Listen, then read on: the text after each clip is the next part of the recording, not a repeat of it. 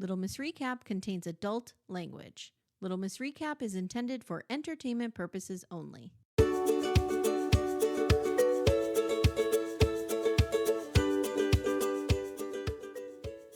Hi, everyone. Welcome to, what show is this? Little Miss Recap.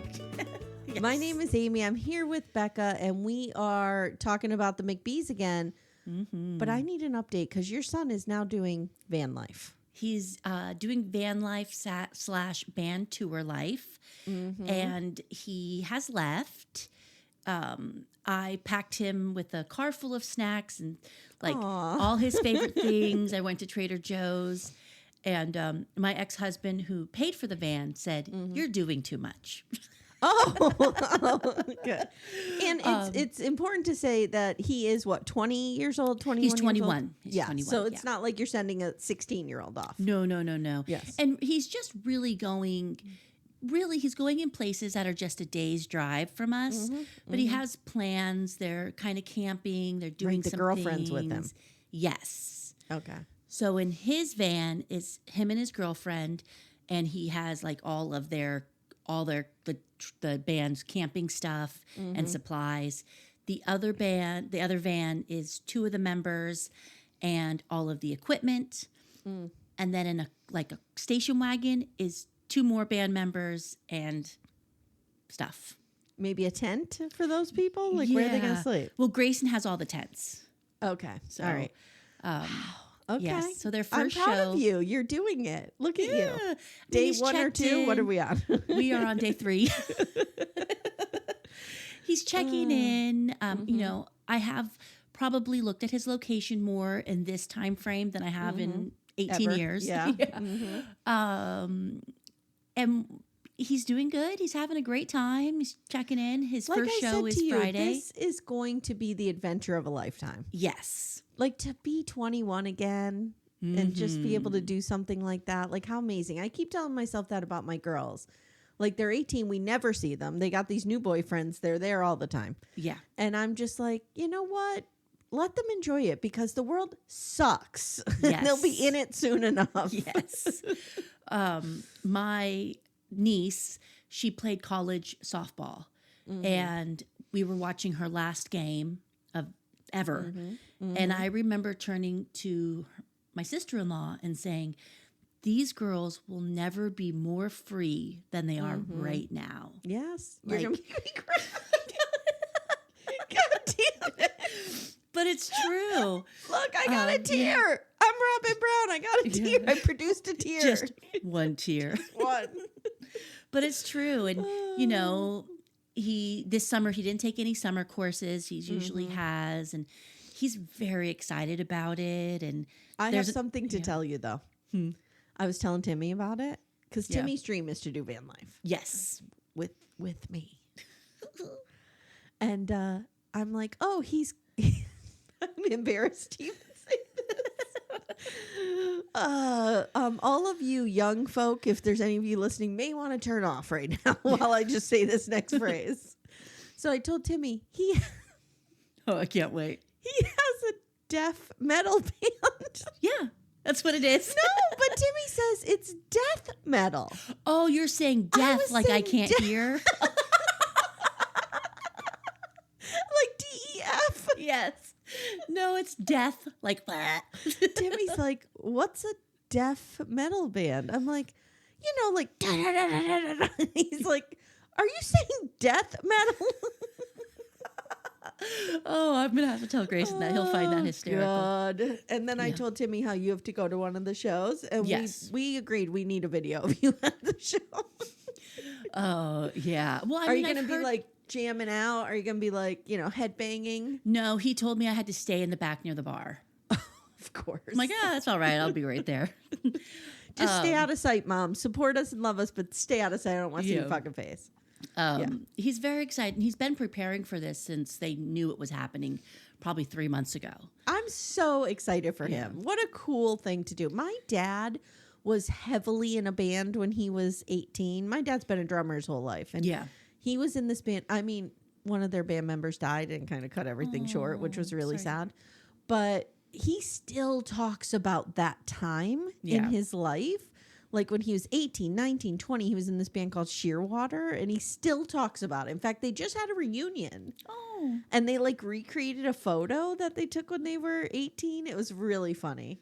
It was really funny. So like, I love it. There's something about that, you know? Yes. And they kind of toured, like they didn't do vans or anything, but like that whole summer, like they toured and, you know, drove around and played different clubs. And it's something he still talks about, and he's 71 years old. So yeah. And there we go. I do think the van that you and Timmy will be in is much nicer. This is like Christ almighty. 1991 kidnapper van with the like my grandfather's van, where you know it was we called it the affair van, because where we would it was so obvious. It was like brown, and it had like a club of cards. You know what I'm talking about? Okay. It had a window shaped like that. Oh, that's kind of cool. And it was so obvious. And he would just park it at his girlfriend's house. And we'd drive right by my grandmother. I'd be like, there's Grandpa. And this was the grandfather like, anyway, you want ice cream? And this was the grandfather that had 2 funerals, correct? Yes. And like 3 families. Who knows? We know of 2. Yeah. Well, we know of us and the other one, but we suspect there may be more. Yeah. There may be more. They have taken all the seats out of this van, except for obviously the passenger and then the first row. Mm-hmm. I think it fits 1, 2, 3, 4, 5, 6, 7, 8, 9, 10. I think there's 3 rows of seats. Okay. So it's like What's the sleeping situation like? Like, does he have a regular full-size mattress that's going to be comfortable?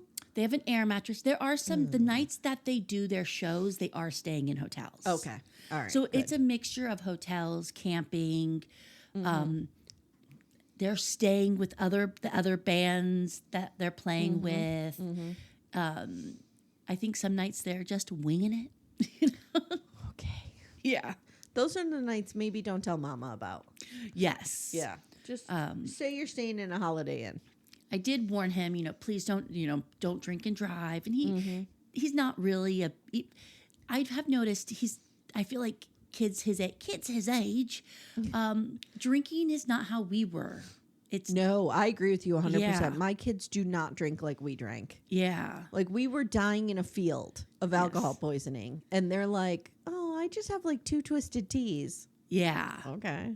I probably today at 44 drink more than all 3 of my children put together. Yeah, it's just not really a brag, thing, which is nice. And they're very cognizant about designated drivers and not driving, which is we never were. No, we got in a car with anybody of any state of being. Yes. We got in the car. But I also don't think designated drivers was a thing until... Well, you know what it was, and we've talked about this on our Gen X Corner, which if you're interested, Becca and I talk about 90210 on our $12 Patreon tier. We've talked about this. Like, parents were the enemy. Yes. So if you had to get in a car with someone who was falling down drunk but would drive you home over calling your mother, 100%. You were doing it. 100%. Yeah. Mm-hmm. Now my children will call me. My kids will call me. Yeah, which absolutely. I would prefer. Yeah, please. Yep. Yeah. I think there's a lot of differences in parenting, and I think we've changed it for the good, hopefully. Yes. We may have overcorrected a little bit, but maybe. I don't feel like I'm the enemy where I looked at my parental people as the enemy. No, I told you about my daughter, the tattoo she got. Yes. Oh, let me tell everybody. Hold on. So let me pull up the lyric. So I was manipulated with the Avett Brothers this week. She really was. My daughter got another tattoo, and as you know, this has been an ongoing struggle with me. And so when I was kind of admonishing her for it, she's like, well, I'm getting it for you, Mom. Oh. And here's the lyric. It's from January Wedding by the Avett Brothers, which is one of my favorite bands. It's a good song. And it's, I understand because my heart and hers are the same. Oh. Okay, I'm not going to lie. I would love for my son to get that tattoo. I know. And then she writes to me like all this, where is it? I was talking about how you and I are so emotionally interlinked, and it also aligns with your love for the Avett Brothers. I get emotional thinking about the lyrics, so I thought it would be nice to have that reminder of you on my body at all times. Oh. I'm like, okay, get the tattoo here. I'll pay for it. Get it large. Get it large.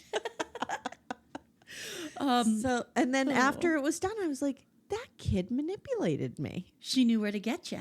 Wow. And even Timmy was like, Amy, you've been had. My younger son, for probably 2 years straight, used to draw on, second, third, fourth grade type of thing, used to draw on a mom tattoo on his chest. Oh. And he always used to tell me, I'm going to get this tattoo when I get big. And then now he's of tattoo age. And I jokingly kind of said to him, like, oh, are you going to get that mom tattoo? And he looked at me and he's like, I'm not into tattoos. Oh, God. Can he talk to my kids, please? Yeah, he's not a tattooer. Yeah. All right. Well, speaking of bad parenting, should we go over to the McBees? Oh, these boys. Hearing people discover this show for the first time has been amazing for me. Yes. A lot of our backdoor friends, which is what we call our listeners, a lot of them in our Facebook group are like, wow, watching the McBees for the first time. Steven Sr. is a real problem. We're like, yeah. Yes. Yes. Yes. Yes. He is literally on the lam in this current season. And he's like, my dad had to go to Mexico. Go or flee. Yes. All right, so this is McBee Dynasty, Season 2, Episode 3, The Great Chicken Massacre. Wow. So in Dallas, Calah wakes up. She's very hungover. We last saw her. She was like, fuck Steven. Yeah, bitches. Yeah. And she's waking up like, oh. Yeah. And back in Gallatin, the McBees are getting ready for the day, and Cole is treating Casey to a convenience store breakfast. He pulls that truck up and is like, what do you want?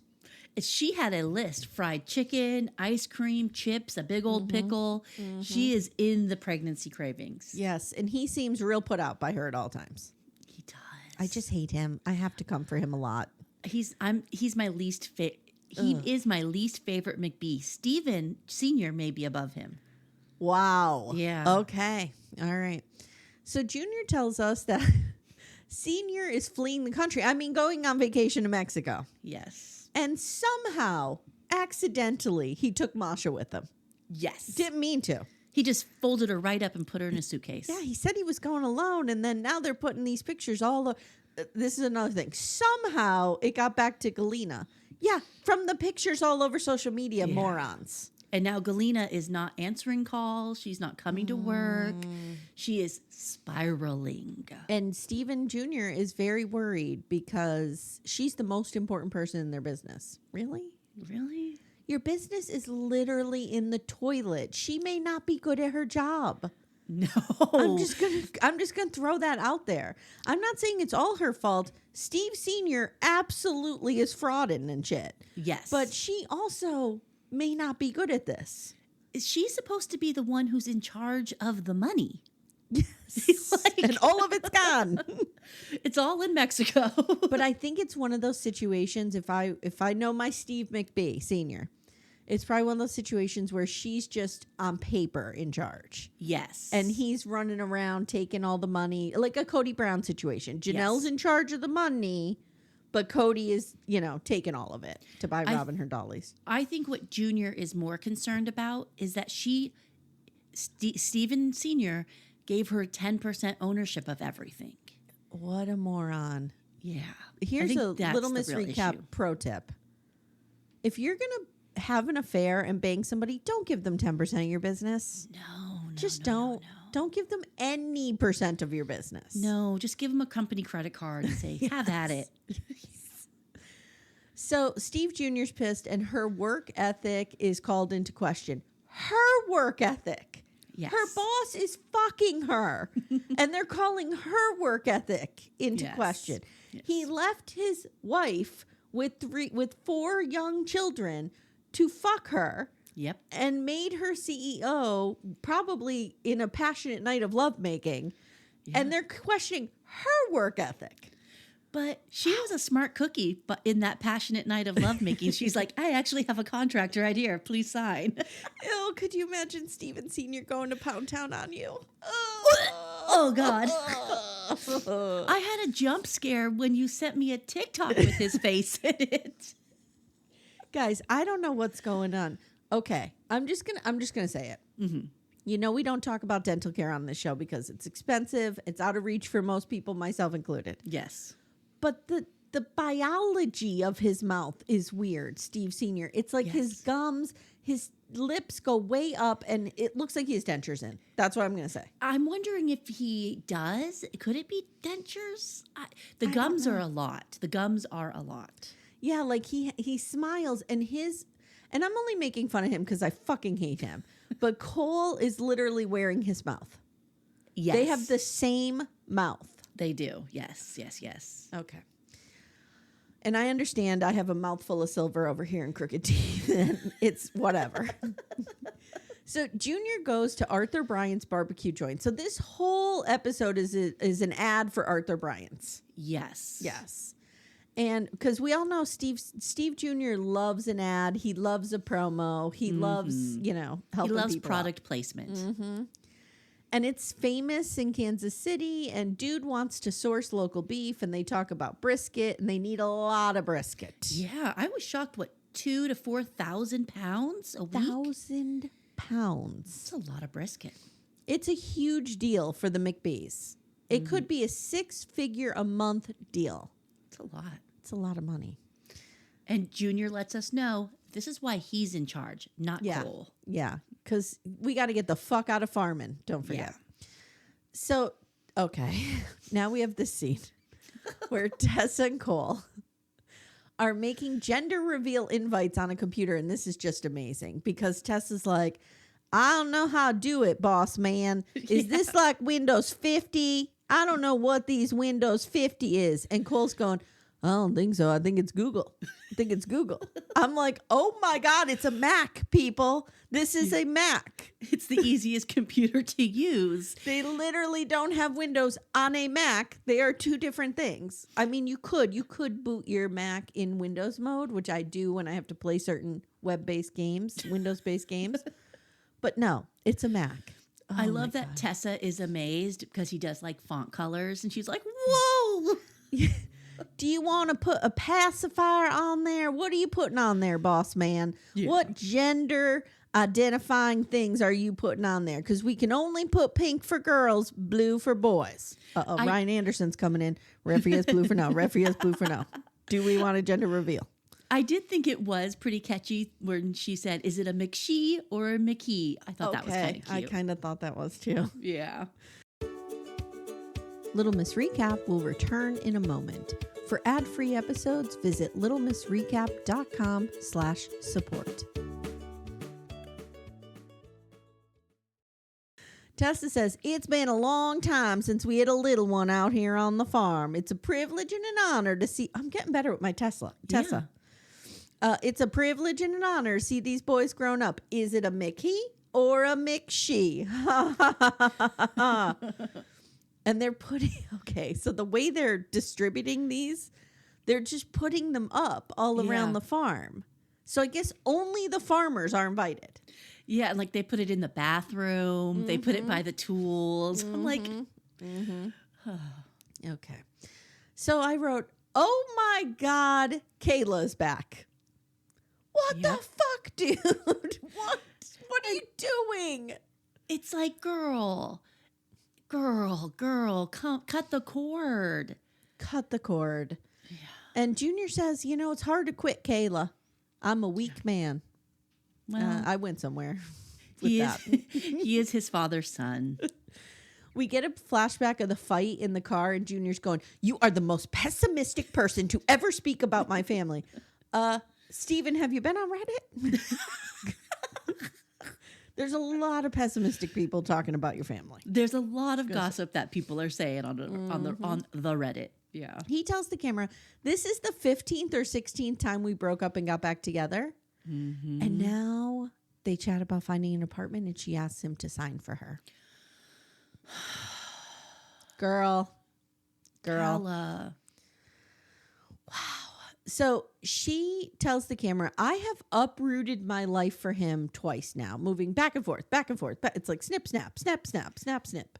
Yeah. And so she's like, he owes me this. But girl, he's going to be linked to you now, and he's power. And she's just saying co-sign.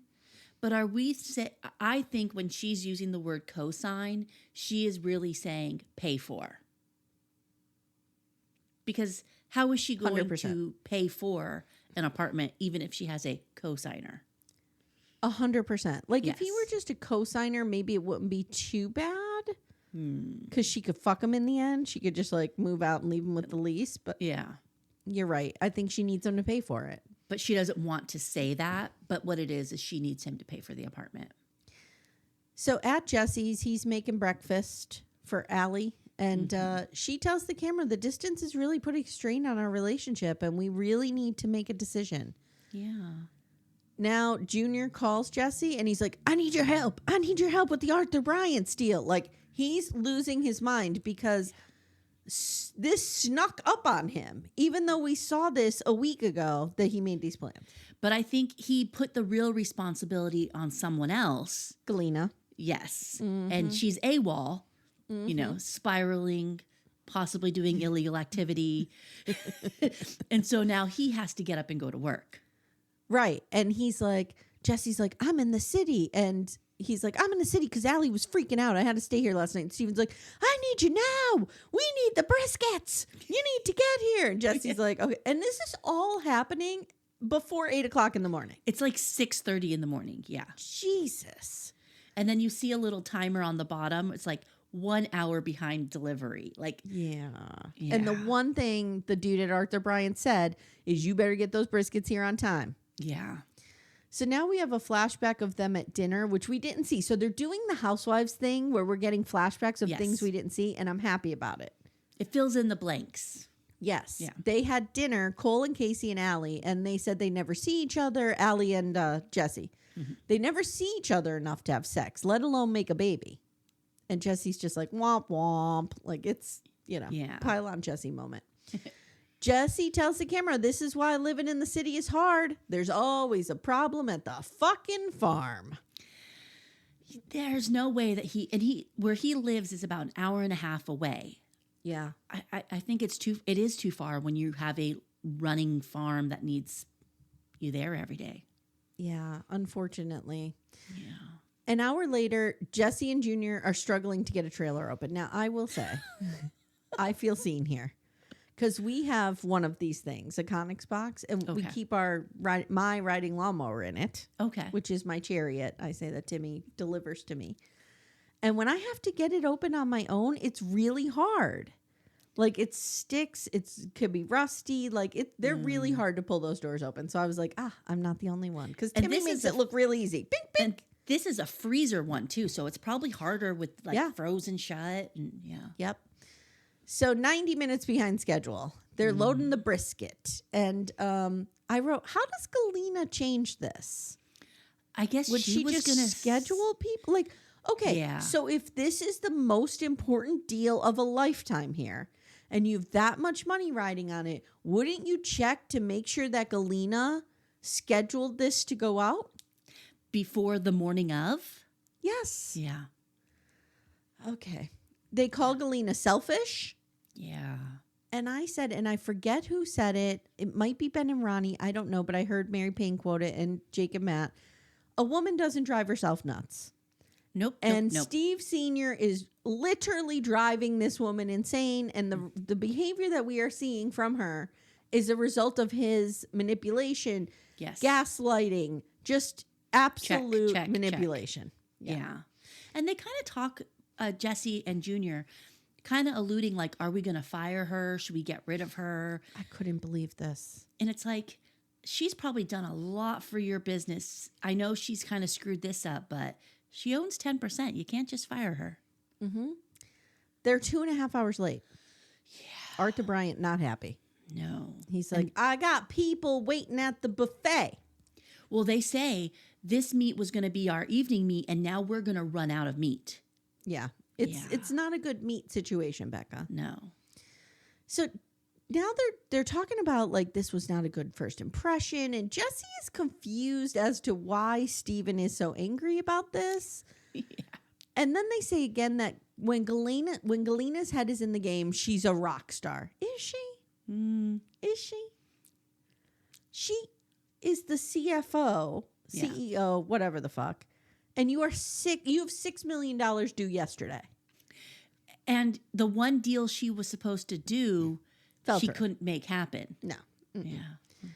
And then when she's obsessed with the deviancy of our father fucking her best friend, she's not good, says Junior. Same. Like, come on, give her a break. Wow. Who's the uncle in the helicopter again? Uncle Jimmy? Jerry or Jimmy? Yeah. I think it's Jimmy. Yeah. Uncle Jimmy flying that helicopter around is going to do the gender reveal. So everybody gathers and it's going to be like out over the pond, whatever. Yes. I don't know if Uncle Jimmy ever comes out of that helicopter. No, he lives in it. He's half helicopter. He's like a transformer. He's like one of the things from Cars. Yeah, he's like part helicopter. So the gang is getting ready and Steven shows up with Calah and everybody's like, okay. And they're just like, they're talking about her and she's just on the other side of like the room. Yeah. They're like, what is she doing here? I can't believe she's here. Everyone is torn and Casey says, I will be raising a McBee and I need to be Team McBee from now on. Oh, God, Casey. Casey. Hashtag save Casey. We need to save her. And now, we get to see Casey's family for the first time. Okay. I had eyes all over them trying to figure out what was going on. And here's my assessment. Okay. They are a young family. Yes. Mom looked like our age, which is very young. I mean, probably Casey could probably be my daughter. They totally could be. They all look okay. So I wrote the mom and the grandmother look the same age. They do, yes. Now, my family was a young family. I always say my gram was 40 when Jenny was born. Oh, wow. My mom was, when I was born, my gram was 40. My mom was 21 and I was born. So like we were all just 20 years apart from each other is my point. I don't know how that works. 40, 20, I don't know, whatever. It wasn't years and years. It wasn't like she But was my in her grandmother 70s. was a grandmother at 40 years old is my point. So by the time like I was 20, my gram was only like 60. Yeah. So this could be the case here. Yeah. I don't know. But did it also, I heard Casey say to Cole, show my family around. Had they never been to the farm? Mm-hmm. I clocked that as well. Very interesting to me. Yep. Alli says, it's really hard to keep up with Junior and Calah. I mean, it changes every day. And Calah says, it's important for me to be here for Casey. Yeah. Is it? I Casey thought it was hates sweet. you right now. Yeah. I do too, but I think she needs to be free too. We need to get her away from this situation. I don't think she knows I think she thinks her and Casey are in a good place. I don't think she thinks that everyone hates her right now. Yeah. Mama McBee comes in. She's surprised to see Calah. And Steven is telling Mom that Calah is just here until she finds an apartment. Sure, Jan. Mm-hmm. And meanwhile, you're putting your P in her V while she's looking for the apartment. Which can't blame either one of them. There was also something very critical in this scene. I don't know if you saw it. No. Oh, no. Junior is wearing a teeny tiny tank top that he cut himself. Oh. His little nipples are poking through. Like a little Garrick Merrifield tank? Yeah, it was glorious. Okay. All right. I just needed to point that out. So Cole is so focused on having a son. It's gross. It's weird. Cole says, okay. He is so dumb. Whatever color the helicopter drops down, that's the color of the kid. Yes. It's not the color of the kid, Cole. Your kid is probably going to be white. And I love that everybody called him out on it. They're like, you idiot. What are you talking about? And Steven Jr. says he hopes it's a girl to calm Cole down. Yeah. Now there's a lot of gender shit. Whatever. Ooh, you can have a shot. My husband goes bananas when people say this to him. People will say to him all the time, like they'll get a look at our girls or something and they'll go, oh, you got a gun? How long's your driveway? You know, something like that. And Timmy's like, I am not going to shoot people. Yeah. For thinking my daughters are pretty. Like he hates the whole thing about it. It's gross. Very weird. Yeah. Mm-hmm. But they all think it's funny. Yep. They're all into it. Yes. Yep. Now we get Uncle Jimmy hovering over that real sad looking pond. It almost looks like the pond on Coyote Pass. Where it's like A side note, do you remember when they all got in that pond at Coyote Pass? Yes, Ugh, and Cody and his tidy whities. I will never again be the same, Becca. That was disgusting. They all needed a shot afterwards, probably. Yes, and not an gross. alcohol shot, like a medical shot. Yes. So it's a girl, and there's lots of girl dad talk. And Jesse says, and this is true, Jesse says, they don't have a lot of women in the family. No, just their mom. Yeah, so this is payback?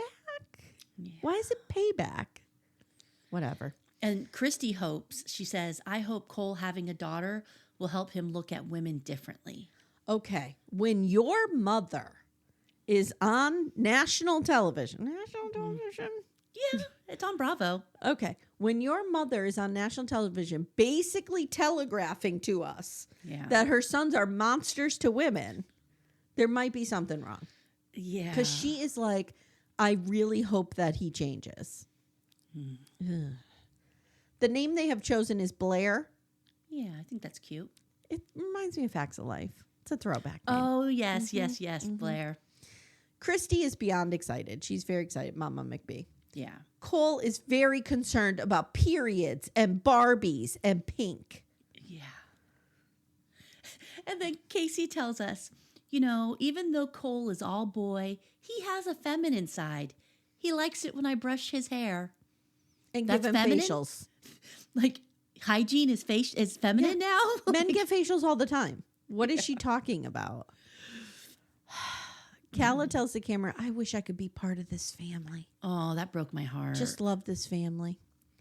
And she leaves. Okay. Yeah. Dad now. No. It would not be a party without the specter of Steven Sr. in some way. Yes.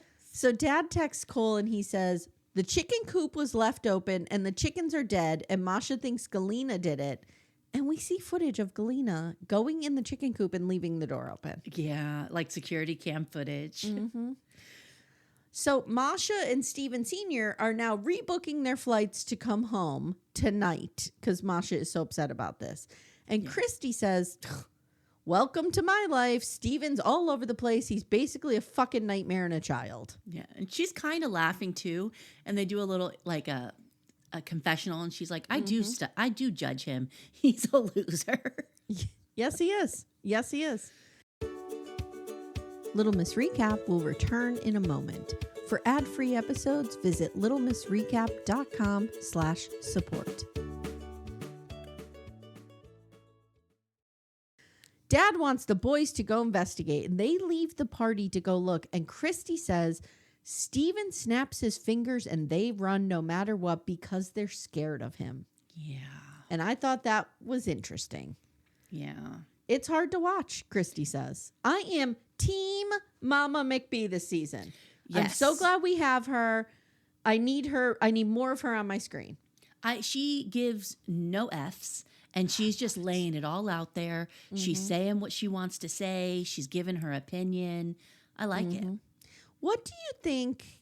Are you reading anything more into they're scared of him? Or do you think they're just like scared of him in terms of like he'll flip out? I think that they're scared of him in terms of they're financially dependent on him. I think he holds the purse strings, and he manipulates them and lords over them that way. Yeah, you're probably right. I think Mama McBee has a lot of money too. Maybe she needs to start buying them back on her side. Yeah.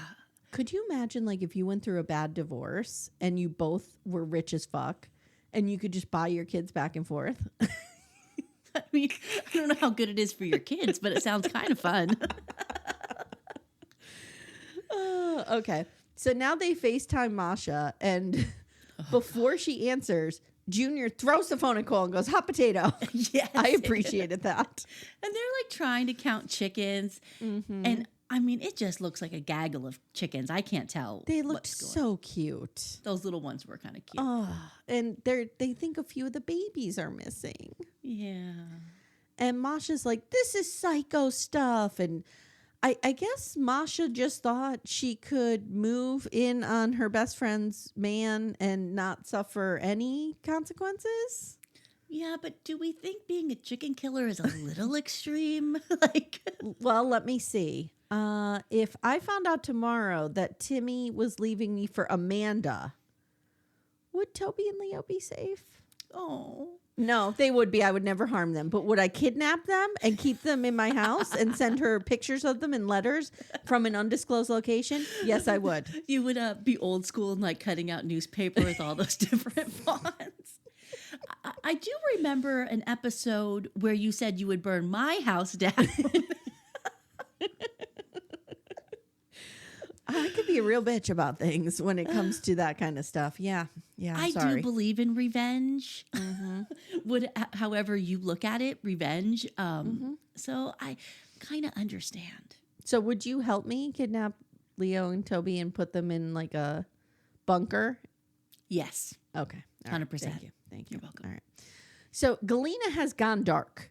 Yeah. And Junior is like, I hate my fucking father so much. Yes. We're dealing with this relationship of these, and he's like, these old people, which they're probably in their mid or early 50s. Yeah. And he's like, I just hate this. And they go in the house and there's smashed cowboy hats. There's a bent cast iron pan, which is fucking impressive. And then I love they do a flashback to last season where he's making eggs on that pan. And there's a foul smell. Like, I don't know what is happening in this house. No. Galyna gets on the phone and she's like, oh, hey, Steven. No, I know nothing. What are you talking about? I've just been, in my apartment, just chilling out, watching Grey's Anatomy. What's wrong? Cole. Okay, did you see this? Okay, I know. Yes, I hope Cole's wearing his Letterman jacket. Why is he putting that on? I don't know. I think that he's just so happy about it. I don't know. And I feel like, did he run to the first thing in the house and be like, is my Letterman jacket all right? 100%. He is so living in high school. Yes. So Jesse and Alli, now let's talk about Jesse and Alli because I have to talk about this. Their farmhouse is gorgeous. I love their farmhouse. It is a no-brainer to me to live there. Yeah. But I understand Allie's plight. She's a city girl. Yeah. And they're way out there. And that's where her job is. Mm-hmm. And I feel like she probably looks at it like she went to a lot of school and put a lot of time and effort to get where she is as a nurse practitioner. Yeah. And what is she going to do? Just live on the farm and not work? Well, I'm wondering, too, if this could be solved by everybody's best friend, some good boundaries. Like if Jesse can say, look, I'll stay at the farm Monday through Thursday, but Friday, Saturday, and Sunday is mine, and I'm home, and I don't want to be called, and I'm not coming in. Yeah. I don't know, but is that... Would you want to live away from your husband? I wouldn't. I mean, when I was newly married, no. Yeah. Now, I mean, let me put it this way. I wouldn't want to, but I could handle it at this stage in our marriage. You know what I mean? Like I wouldn't like unravel at this stage in our marriage. You know who I kind of think has like kind of a good deal is Yara. Where Jovi goes away and you have like months on your own. Yeah. And then he comes back and you have months together. And just when you're kind of getting annoyed, time for him to go back to work. And he makes a shitload of money. Yeah. So yeah, she's living the dream there. Yeah, absolutely. Okay, so Alli does not want to live apart because she said that's what happens to Jesse's parents, and it was the beginning of the end. Yeah. So Steven Sr. must have moved out to the patch of land in Missouri and didn't live with, well, I mean, that's Steven Sr.'s problem. Yeah. That's not Jesse. I feel like they just have a bunch of houses on different pieces of property. Yeah. Yeah. I wonder how many acres they have. I mean, well, when they look it up. When they did on the first episode, they were showing all the pieces of property they have with like 230 acres, 327 acres. They have a lot of land. So the McBees, okay, so the first piece of property that he bought in 1998 was 300 acres. Wow. The farm has been in operation since 1998 with the whole family living on the same land, which encompasses 40,000 acres. Whoa. Yeah. I can't even imagine how large 40,000 acres is. That feels like the whole state of Missouri. Yeah, that's a lot. Like I live on 65 acres and it's a lot. Wow. I can't even imagine. Wow. It's like the ranch. Yeah. John Dutton. It really is, where it just goes on and on and on, and you don't even know if you're on your property or not anymore. Yeah, yeah. All right, so who do you think should move is my question. What is the compromise here? I mean, Alli's job is not tied to location. She probably could move, but like, what does that look like? And isn't there somewhere in the middle that's like not an hour and a half away? That's like 45 minutes? Like, I don't know the landscape of the community. Is it just nothingness and no? I'm going to look up hospitals near Gallatin. There has to be one there, right? Okay, so nearest hospitals are Cameron Regional Medical Center, 18 miles away. Okay. And then we have Harrison County Community Hospital, 24 miles away. Oh. Additionally, Wright Memorial Hospital and Hendrick Medical Center are within a 30-mile radius. So, there seems to be a few hospitals she could work at. Yeah, like his job is location bound. It just is. He can't pick up that job and move anywhere else. No. And I don't think he can it's not like he can just switch careers. He's a farmer. Mm-hmm. You know? Yeah. Unfortunately, I think the compromise is going to have to be on her end. Yeah, me too. Yeah. Okay. So Jesse says he does not regret building the city house, but he doesn't understand how they're going to make this work. And I wrote, this farmhouse is amazing. It looks like a craftsman. Yeah. Stay there. Stay there. And Jesse says it's a deal breaker for him if she does not move here. Yeah, that kind of broke my heart. Now Junior has a bee in his bonnet again as he's trying to reach Galyna. Yeah. Where's Galyna? Where's Galyna? Yeah. She comes into the office and she ignores him. She does. And he's like, Galyna, Galyna, Galyna. It's like me yelling after the popular boys in middle school. Yeah. And she goes, Mike, you were calling me? Sorry, huh? Yeah. And so he asks her where she's been and and he tells her how the Arthur Bryant's deal went to shit. Yeah. And he's questioning whether or not she can continue. He's really going at her. He really is. And she says, maybe you should question. Oh, no, I wrote this. Maybe you should question your father and what he is doing to people to get them to this point. But she says, I'm a human being and you cannot mess with my head like this. He went with my friend. And then she tells the camera, he was telling me he loved me and we were business partners. And she tells Steven, I am entitled to a recovery period here. And Steven says, maybe we need to part ways. And she says, that is below the belt. I'm loyal and committed. And then she said, this was baller. Oh, yeah. Is some of this staged and fake? Probably. But I'm going to take it at face value and say, no, it's not. This felt real to me because I felt like he wanted to grab her by the arm and pull her into that office, you know. There was some rage. There was rage. She says, I've been here through all of the FBI investigation. And then she cracks a smile. Did you see the smile? Yes. He pulls her into the office and rips his mic pack off. Yeah. And says to her, that stays between us. You and my mom are the only people who know about that. This is why it feels fake, because you're on a TV show. It's going to come out. Yeah. But the producers are standing at the other side of the door holding the boom mic up. Yeah. So, you never know. Guys, come at us and let us know. Was this staged or was this real? Steven Jr., if you're listening, and I suspect you might be. Let us know. Let us know. Let us know. Also, we're sorry for every terrible thing we've said about you. Also, please wear more tank tops. So he says, Galyna is the CFO and a 10% owner in our companies, and she has us good. Yeah. He says the boys don't know. The boys don't know about this. Only my mom knows about it, and Dad might be in prison next year. And we hear him call Mama McBee, and he's like, "You're not going to fucking believe what Galyna just did." Yeah, and that's where the episode ends. Next week on. Oh, next week we have a pretty good fight between Galyna and Masha, and Steven asks Galyna if she is drunk right now at work. So that's what we have coming up. This was a good episode. It's a good show. It's so good. I'm enjoying it. Did you think that the show could survive Steven Sr. not being on it? Because he was so terrible. He was the enemy. It would be like Sister Wives without Cody. But I feel like because the spirit of him is in every scene, that we're still talking about him so much.